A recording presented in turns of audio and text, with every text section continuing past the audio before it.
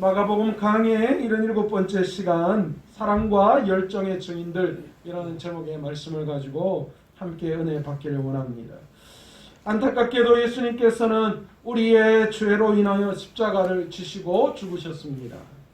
그런데 마가는 이 예수님의 죽음이 이 제자들의 무지함도 아니고 그 원인이 또한 유대 종교 지도자들의 적대적인 반응 때문에 예수님이 죽으신 것도 아니고 그리고 이 로마 정치인들의 술수에 의해서 죽으신 것도 아니라고 분명히 말씀하고 있습니다. 예수님께서 십자가에 죽으신 것은 하나님의 섭리에 따라 차질 없이 십자가 사역을 감당하시고 또한 그것에 순종하신 예수님의 선택이셨지 다른 어떤 외부의 요인 때문에 예수님이 십자가를 지신 것은 아니라는 사실을 예수님의 죽으심의 일련의 과정을 통하여 우리에게 분명하게 보여주고 있습니다. 예수님께서 십자가를 지시고 죽으신 이후에 아리마대 사람 요셉이 급하게 장례를 치루었습니다. 왜 급하게 장례를 치루어야만 했나? 첫 번째는 신명기에 보면 나무에 달린 자를 밤새도록 두지 말라라는 그런 명령이 있어요. 그러니까 이 율법 요셉 아리마대 사람 요셉이 그는 이 공의에 속한 사람이기 때문에 당연히 율법을 지켜야 할 사람이죠. 그러니까 예수님이 거기에 이 십자가에 매달아 놓고 있을 수가 없었어요. 두 번째 이유는 안식일 규정에 일몰 이후에는 장례가 허용되지 않았어요. 그러니까 그냥 저렇게 두면 내내 장례 못하고 그냥 저렇게 매달려 있어야 되는 거죠. 안식일에는 아무것도 할 수 없잖아요. 그리고 또 한 가지는 이 아리마대 사람 요셉은 하나님의 나라를 기다리면서 예수님에 대한 존경심이 굉장히 많았던 사람이에요. 그렇기 때문에 예수님을 그대로 그렇게 버려둘 수가 없었기 때문에 담대하게 이 빌라도에게 가서 예수님의 시신을 장사해야 되겠다라고 그렇게 요구를 하죠. 이렇게 급하게 예수님의 시신을 세마포에 사서 바위를 판 무덤에 안치하고 그 입구를 큰 바위로 막았습니다. 이제 안식일이 지나고 나서 놀랍게도 3명의 여인이 예수님이 묻혀 있으신 그 돌 무덤을 찾아왔습니다. 성경은 이 여인들을 막달란 마리아, 야고보의 어머니 마리아, 살로메라고 그렇게 이야기합니다. 그 여인들이 예수님의 무덤을 찾은 이유가 무엇이었을까요? 예수님의 장례가 안식일에 임박해서 이루어졌기 때문에 아마도 너무 급하게 이 장례를 치러야 되지 않았겠어요. 그러니까 이런 것 저런 것 부족함들이 많았을 거예요. 그래서 이들은 이 부족한 장례를 더 완전하게 채우기 위해서 이 예수님의 무덤을 찾아간 거예요. 그리고 이 슬픔을 예수님의 그 무덤 앞에서 더 표현하기 위해서 아마 이 여인들이 찾아갔던 것 같아요. 우리도 그렇잖아요. 뭐 행사 치르고 이럴 때는 제대로 못하는데 그리고 어느 날 잡아서 가서 막 펑펑 울잖아요. 특히 부모님 돌아가시고 나면 장례 때는 못해도 그 모든 장례를 치르고 난 다음에 그 부모님을 생각하면서 울듯이 예수님이 그때 십자가에 달려 돌아가셨을 때는 여러 가지 상황적으로 그것을 티를 낼 수가 없는 상황이었어요. 그렇기 때문에 그 부족한 장례를 완전히 채우기 위해서 그러니까 이게 옛날에는 이렇게 이 돌무더기 같은데 이런 데에 장례를 많이 쳤는데 당시 그때 날씨가 굉장히 덥잖아요. 시신이 빨리 부패할 거 아니에요. 냄새나고 이럴 거 아니에요. 당시에 세마포에 샀다고 하더라도 뭐 향품을 바르고 이렇게 냄새를 방지하기 위해서 사실은 이 향품이 이 방부제 역할을 하는 것보다도 당시에 시체가 썩는 냄새를 막아주는 그런 역할을 했던 거예요. 그런 것들이 필요했기 때문에 그 여인이 갔고 그리고 또 예수님에 대한 그리움, 예수님에 대한 열정, 예수님에 대한 사랑 때문에 안타까운 마음을 아마 내세우기 위해서 그녀들이 갔을 겁니다. 우리는 여기서 3명의 여인의 이름이 등장하는 것을 볼 수 있는데 근데 놀라운 건요. 여러분 당시 예수님 시대를 가만히 보세요. 여자들이 인정을 받았을까요? 그 당시에는 여자들이 인정 못 받았어요. 쉽게 말하면 증인을 내세울 때에도 당시 증인이 2명 이상 되면 그것을 인정했잖아요. 그런데 안타깝게도 여자들은 정인의 수에 들어가지 않을 만큼 별로 그렇게 그들을 여인들을 인정하지 않았던 그런 사회였습니다.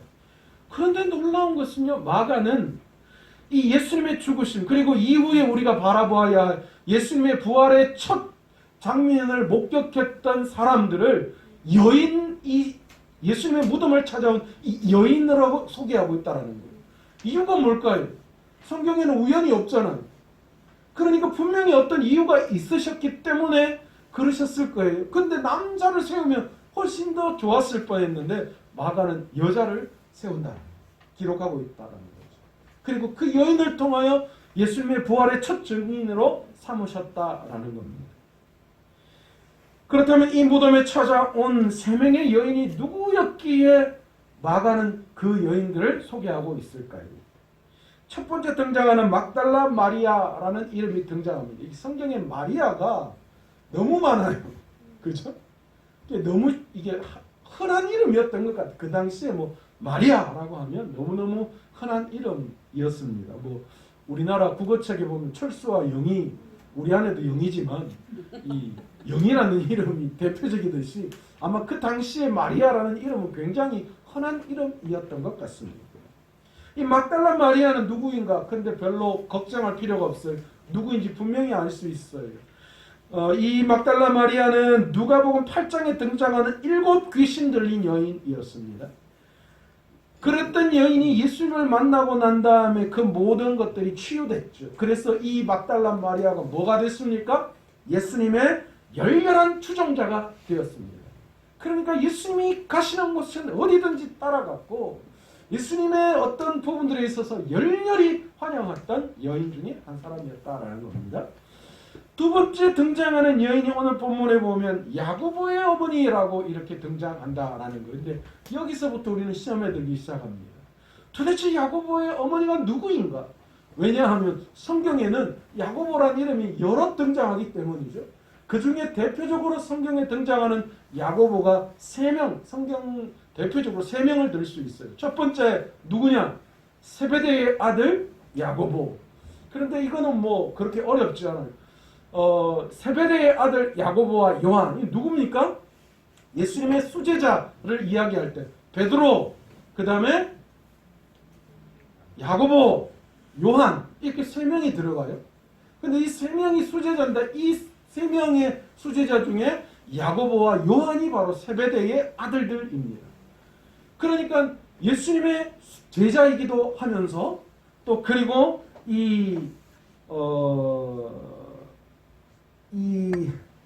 예수님의 제자이기도 하면서 뒤에 등장하는 이 살로메라고 하는 이 여인이 이 세베대의 아들들의 어머니로 우리 성경은 이해할 수 있습니다. 이 세베대의 아들 야고보를 성경은 큰 야고보라고 이야기합니다. 왜 큰 야고보, 작은 야고보가 있느냐? 아마도 상대적으로 이 세베대의 아들 뒤에 나오는 알페오의 아들 야고보도 나오는데 이 알페오의 아들 야고보를 작은 야고보라고 이야기하는데 아마도 대부분의 학자들은 이 세베대가 나이가 더 많다. 그래서 세베대를 큰 야고보 그리고 알페오의 아들 야고보를 작은 야고보라 이야기를 합니다.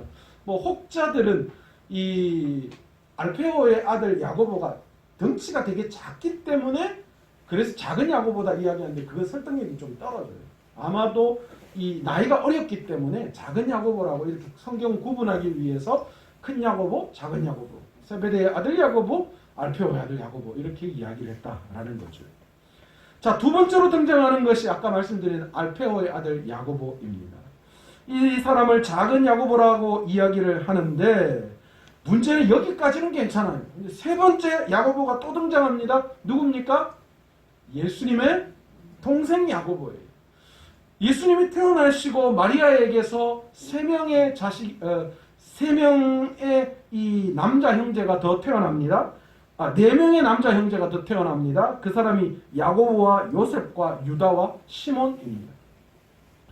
골치 아파요. 마가복음 6장 3절에 보시면 예수님의 형제들이 이렇게 쭉 등장하면서 또 누이도 있다.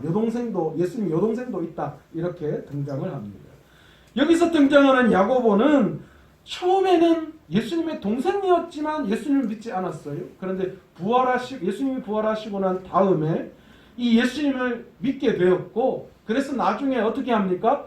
우리가 잘 알고 있는 야고보서를 기록하는 이 야고보서의 저자가 되어지는 놀라운 성경의 인물로 등장하고 있죠. 자, 그런데 그러면 야고보의 어머니라고 했다는 거예요. 그러면 제발 성경이 좀 제대로 세베대의 아들 야고보의 엄마다, 알페오의 아들 야고보의 엄마다, 아니면 예수님의 동생 야고보의 엄마다, 이렇게 이야기하시면 좋은데 그 앞에 수식어는 아무것도 없고 그냥 야고보의 어머니 이렇게 이야기했다면 누구 엄마냐는 거예요. 누구 엄마. 자, 여기서도 여러 학자들의 이야기가 나오는데 1번 세베대의 아들 야고보의 엄마는 아닙니다. 왜요? 뒤에 살로메가 등장하잖아요. 진짜 엄마가 등장하니까 일단은 세베대의 아들 야고보 엄마는 아닌 거예요. 그 야고보의 엄마는 아니에요. 그러면 둘 중에 하나예요. 알페오의 아들 야고보 엄마와 예수님의 동생 야고보의 엄마. 그러니까 이게 뭐예요? 다시 말해서 예수님의 육신의 어머니 마리아를 이야기한다. 이렇게 이야기합니다. 두 학자들이 팽팽하게 맞서 있어요, 사실. 그리고 뭐 목사님들도 이게 누구는 알페오의 아들이다. 왜냐하면 앞쪽에 보시면 마태복음에 보시면 작은 야고보라고 이야기를 하기 때문에 작은 야고보가 등장하니까 뒤에는 어머니가 등장하는 게 맞지 않느냐, 뭐 이런 식으로 평가를 하기도 하는데, 저는 이게 예수님의 어머니가 아닌가, 육신의 어머니가 아닌가, 저는 그렇게 생각해요. 왜냐하면 여기 본문에 보시면 앞쪽에 그 15장 40절에 보면 요새의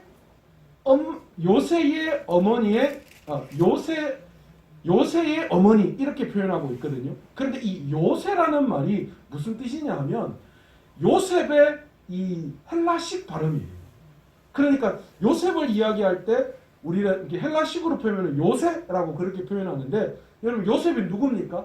예수님의 동생들 중에 우리가 아까 이야기했듯이 야고보와 요셉과 유다와 시몬 이야기할 때 여기에서 나오는 거예요. 그리고 예수님께서 희한하게 어머니를 호칭할 때에 우리처럼 뭐 엄마 아니면 뭐 어머니 이렇게 표현한 게 아니라 여자여 이렇게 아주 3인칭적으로 이렇게 표현하는 것들이 많았다는 거예요. 그래서 우리 엄마가 앞에 서 있고 이렇게 기록하지 않고 요셉의 어머니 이런 식으로 표현을 할 수 있다라고 이야기하는 거예요. 그러니까 알페오의 아들 야고보의 엄마다라고 그렇게 주장하는 사람들은 알페오의 아들 야고보에게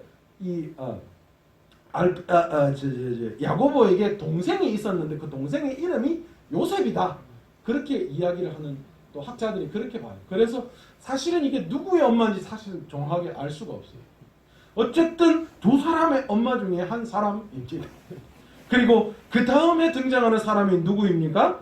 바로 살로메입니다. 아까 이 살로메는 제가 말씀드렸죠. 이름이 평화, 피스라고 하는 이 이름의 뜻이 있는데, 이 여인은 분명하게 마태복음 27장 56절에 보시면 우리가 봤던 요 구절과 동행 구절인데, 여기에 보면 분명히 세베대의 아들들의 어머니라고 분명히 이야기하고 있어요. 그러니까 세베대의 아들 야고보와 요한의 어머니라는 거죠.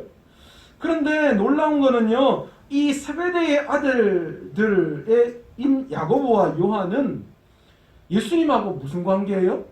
사실은 이종 사촌 관계예요. 그러니까 살로메가 예수님의 이모예요.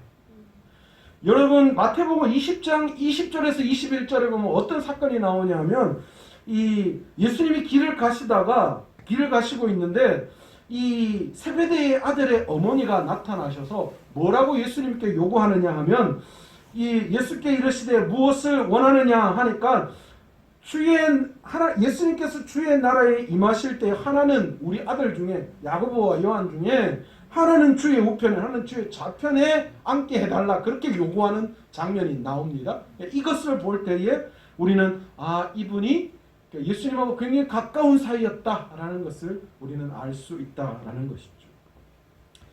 그런데 이 여인들이 누구였든 간에 사실은 이 마가복음이 쓰여진 이 당시에 여인은 천대받는 사람이었고 정인으로도 인정받지 못하는 사람들로 등장합니다.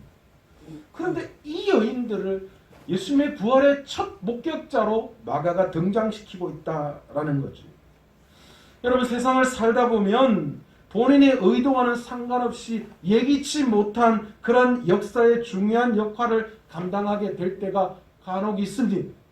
저도 이번에 가야읍교회 임시당회장이었는데 생각지도 못했는데 제가 할 그것도 아니고 그랬는데 저보고 가야읍교회 임시당회장을 하라고 그래서 제가 지금 굉장히 난처하게, 제 교회도 바쁜데 그렇게 지금 신경을 쓰고 있습니다만은, 이런 일들이 가끔 있어요. 나는 감투에 욕심도 없고 생각지도 않았는데 어느 날 갑자기 어느 클럽에 이 회장이 되라 그래서 득되든가 그런 일들이 간혹 생긴다라는 거죠.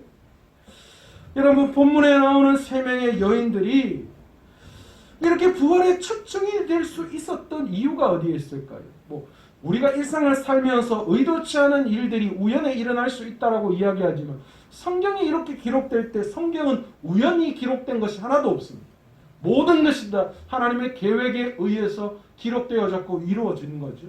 그러니까 이렇게 부활의 첫 이 증인을 여인으로 삼으신 이유가 어디에 있느냐라는 거죠.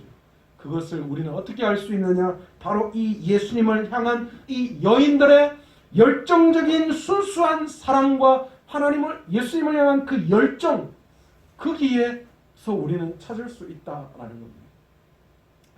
이미 아리마대 사람 요셉을 통하여 장례가 이미 치루어졌어요. 부족하든 넘치든 간에 이미 예수님이 장례를 치루어졌습니다.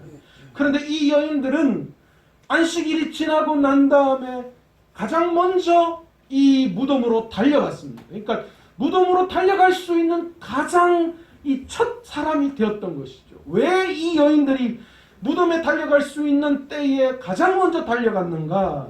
바로 예수님을 향한 그들의 사랑의 마음이 넘쳐났기 때문이다라는 거예요. 사실은 예수님의 제자들도 이미 다 포기했어요.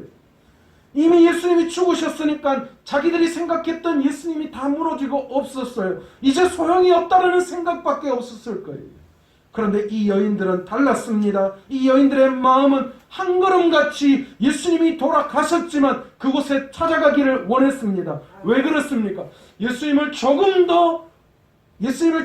장례하는데 조금 더 완벽하게, 조금 더 잘 장례를 하고 싶은 열정이 그들에게 있었고, 그리고 지금까지 역사를 이루신 그 예수님에 대한 기대와 그 갈망이 여전히 예수님이 죽으시고 난 다음에도 그들 마음속에 여전히 존재하고 있었다라는 것이죠. 예수님을 향한 뜨거운 열정은 무작정 이 여인들의 길을 떠나게 했습니다. 그래서 무덤으로 향하게 했어요. 그런데 문제가 있습니다. 그 무덤 앞에 큰 돌이 놓여져 있었던 것이죠. 이 여인들이 아마 다 알았을 거예요. 그래서 걱정하죠. 그 앞에 돌은 누가 굴려줄 것입니까? 그런데도 불구하고 무작정 이 여인들은 찾아갑니다. 그 무덤. 그런데 어떤 일이 일어났습니까? 기적이 일어났습니다. 그렇게 걱정했던 그 예수님의 돌무덤 앞에 놓여져 있던 큰 무덤의 돌이 이미 열려져 있었던 것이죠. 그리고 그곳에는 예수님이 없으셨습니다. 청년의 모습으로 나타난 천사가 있었는데 그 천사가 뭐라고 이야기합니까? 십자가에 못 박히신 예수님은 이곳에 있지 않다, 그렇게 말씀하시죠. 그리고는 뭐라고 이야기하느냐? 예수님이 전에 너희들에게 말한 대로 내가 살아난 후에 너희보다 먼저 갈릴리로 가서 너희를 만날 것이다. 그 말씀을 예언하십니다. 그 갈릴리로 가라. 너희들 제자들에게 갈릴리로 가서 말씀하신 대로 너희들을 만날 것이다. 그것을 전해라고 이 여인들에게 이야기합니다. 놀랍지 않습니까? 천사가 그런데 천사가 또 한 가지를 이야기하죠. 베드로를 언급하면서 이 베드로에게 가서 그 이야기를 하라, 그렇게 말해요. 그런데 왜 그랬을까? 아마 천사가 이 베드로를 이야기한 건 예수님께서 이 베드로를 위대하게 쓰시기 위해서 지금 배려를 하시는 거예요. 이미 3번이나 예수님을 부인한 그 베드로, 그래서 이제는 완전히 좌격감에 빠져있는 그 베드로를 예수님께서는 다시 사용하시기 위해서 특별히 천사에게 이 여인들에게 이야기하고 이 여인들을 통하여 베드로에게 그 내용을 전달할 수 있도록 그렇게 이야기했던 것입니다. 하나님은 부활의 소식을 알리기 위해 천사를 보내셨고 아멘. 그 천사들은 여인에게 전했고 그 여인들이 예수님의 제자들에게 전함으로써 부활의 복음이 온 세상에 전파될 수 있었습니다. 아멘. 그런데 복음의 중심의 역할을 감당했던 그 제자들, 한마디로 말해 그 사도들, 그들에게 복음을 증거한 사람들이 누구였습니까? 바로 여인들이었다. 왜 그랬을까요? 예수님께서는 이 여인들의 열정과 열심, 그 마음 중심에 있는 예수님을 사랑하는 그 마음을 아셨던 거예요. 그리고 앞으로 그런 열정을 통하여서 주님의 역사하심이 드러날 것이다 라는 것을 분명히 우리에게 보여주고 계시다라는 것입니다. 여러분 그렇습니다. 때로는 우리가 귀한 사명을 감당하면서 앞으로 드러나 보이는 그런 여러 가지 일들을 감당하는 사람들도 있겠지만 그러나 여러분 아셔야 할 것은 하나님은 보이지 않는 그 사람을 통하여 위대한 복음을 증거하게 하신다라는 거예요. 뭐가 필요하냐? 그 마음속에 주님을 향한 사랑과 열정. 아멘. 주님은 그걸 필요로 하신다라는 거예요. 그리고 주님은 그것을 가진 자를 위대하게 오늘날 이 복음을 증거하는 이 시대에 그것을 가지고 사용하신다는 거예요.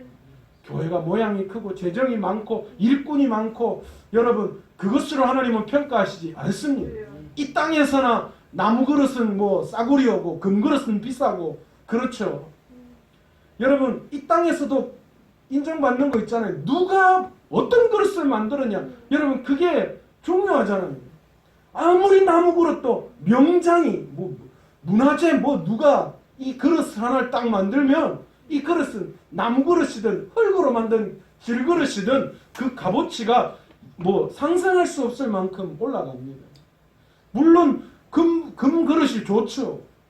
그러나 누가 만드냐에 따라 다르죠. 아멘. 저는 하나님의 나라가 바로 그런 나라인 것 같습니다. 아멘. 하나님의 나라는 이 땅과 같지 않습니다. 그래서 질그릇은 천하고 나무 그릇은 함부로 내도 되고 금 그릇은 위대하다. 그거는 이 땅에서나 통하는 이야기죠.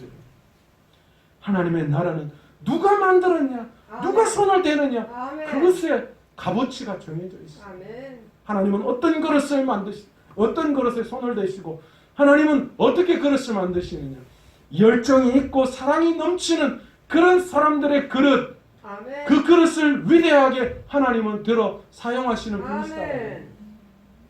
오늘 이 시간 우리가 진정한 복음을 전하기 위해서 그 복음의 능력을 드러내기 위해서 우리에게 진짜 필요한 것이 있다면 오늘 이 시간 이 여인들의 열정, 아멘.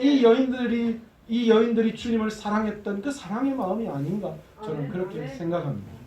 오늘 이 시간 말씀을 통하여서 이 여인들이 그 당시에는 하찮은 여인, 보잘것없는 여인이었지만 하나님은 이들을 통하여서 위대한 부활의 첫 증인으로 삼으셨고 그들을 통하여 복음을 제자들에게 사도들에게 증거함으로 복음이 온 천하에 증거되었던 것처럼 부활의 놀라운 그 소식이 온 천하에 증거되었던 것처럼 오늘 이 시간 저와 여러분들도 사용하셔서 아멘. 하나님의 위대한 일을 만들어 가실 줄 믿습니다. 아멘. 우리 교회 작다고요. 재정도 없고 뭐 일꾼도 부족하고 천만에 일꾼 한 사람만 있으면 돼요. 아멘. 하나님의 열정으로 감동된 사람이 있으면 돼요. 아멘. 이번에 저희가 성탄절날 아이들 공연도 하고 했잖아요. 저희 형님 교회 가서 이야기하니까 우리 형님 교회가 우리 교회보다 좀 크거든요. 그러니까 갔는데 야 누구는 어떻게 그렇게 주일학교에 공연도 하고 그럴 수가 있나 그러더라고요. 그러면서 우리 형님이 그래 열심히 있는 한두 사람만 있으면 된다. 근데 우리 교회는 주일학교에 열심히 있는 사람이 없다. 그런 이야기를 하시더라고요. 정말 그렇습니다. 저는 요즘 그렇게 기도합니다. 하나님 우리 교회와 성도님들을요 사단도 모르게 잘 숨겨 놓으셨다가 하나님이 진짜 위대한 일을 시키실 그때 일꾼을 찾으실 때 우리를 사용해 달라고. 아멘. 사단도 모르게 숨겨 놓았다가 그래서 그 사이에 우리를 훈련시키셨다가 하나님 우리를 사용하고 우리 교회를 사용해 달라고. 아멘. 그러기 위해서 우리에게 필요한 게 뭘까요? 내 능력이요? 내 재능이요? 천만에요. 그거 다 필요 없어요. 하나님 앞에서 그 필요. 사도 바울이 언제 자기가 알고 있는 지식과 재능으로 전도했습니까? 아닙니다. 자기가 만난 예수 그리스도를 증거할 때에 그 복음의 역사가 진짜 사도 바울이 증거하는 그곳마다 나타났어요. 아멘. 자기 지식으로 할 때 판판이 깨져버렸잖아요. 주여. 여러분 우리도 마찬가지예요. 아멘. 뭐 우리 교회가 가지고 있는 능력 아니면 우리 여러분들이 가지고 있는 뭐 재능, 능력, 재력 천만에 하나님 우리에게 찾으시는 것은 무엇이냐? 하나님을 향한 사랑과 아멘. 복음을 향한 열정입니다. 아멘. 그 사랑과 열정으로 우리가 다시 한번 불태워질 때에 우리 교회와 온 성도님을 올 한 해, 내년 한 해 위대하게 사용하실 줄로 믿습니다. 아멘. 오늘 우리 온 성도님들이 바로 그런 주님을 향한 사랑과 열정으로 충만하시기를 간절히 축원합니다. 아멘.